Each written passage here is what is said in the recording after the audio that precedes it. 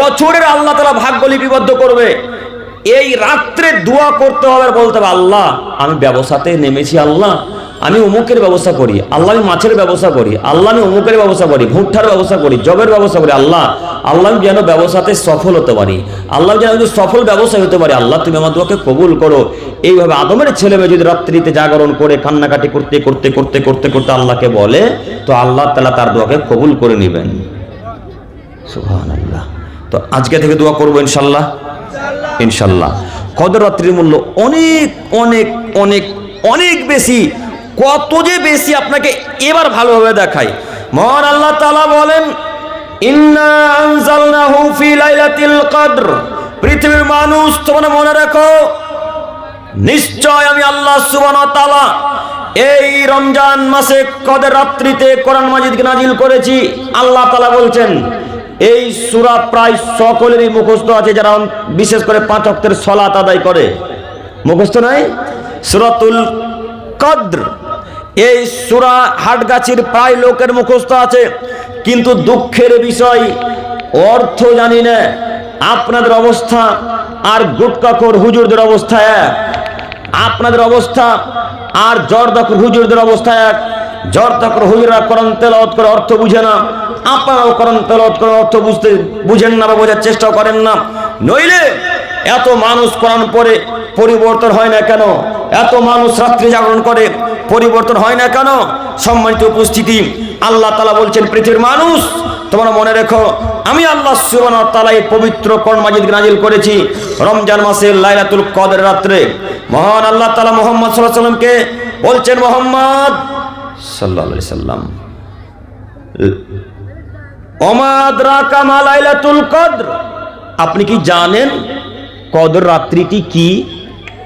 আমাদের নবীকে আল্লাহ তাআলা প্রশ্ন করছেন। মুহাম্মদ সাল্লাল্লাহু আলাইহি সাল্লাম সাল্লাল্লাহু আলাইহি সাল্লাম বললেন, হ্যাঁ বারবার বলবেন, যতবার বলবো। তিনি বলছেন, আপনি কি জানেন কদর রাত্রি কি?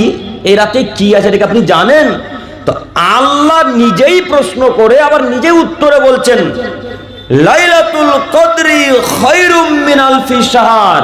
মুহাম্মদ সাল্লাল্লাহু আলাইহি সাল্লাম, আপনি শুনুন, এই রাত্রি হলো 1000 মাস অপেক্ষা উত্তম। আল্লাহু আকবার।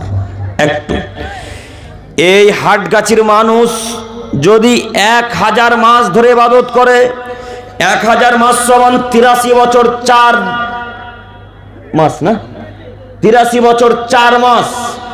1000 মাস সমান 83 বছর 4 মাস। এই হাটগাছির মানুষ যদি 83 বছর 4 মাস ধরে ইবাদত করে, 83 বছর 4 মাস ইবাদত করে যত নেকি পাবে, এই কদর রাত্রিতে একটা রাত্রি ইবাদত করলে তার চেয়ে বেশি নেকি পাবে। তার নাম কদরের রাত, তার নাম লাইলাতুল কদর। তাই আমাদের নবীকে আল্লাহ তাআলা বলছেন, মুহাম্মদ সাল্লাল্লাহু আলাইহি সাল্লাম, কদর রাত্রি হলো 1000 মাস অপেক্ষা উত্তম। অতএব এই 83 বছর 4 মাসের নেকিকে আমরা এক রাতে পেয়ে নেব ইনশাআল্লাহ। এক রাত্রে নেকিকে ধরে নিতে হবে, এক রাত্রে নেকিকে নিয়ে নিতে হবে। আমাদের আয়ু কম, কিন্তু আল্লাহ ইবাদতের মূল্য দিলেন অনেক। আমাদের আয়ু কম, আল্লাহ ইবাদতের মূল্য দিলেন অনেক।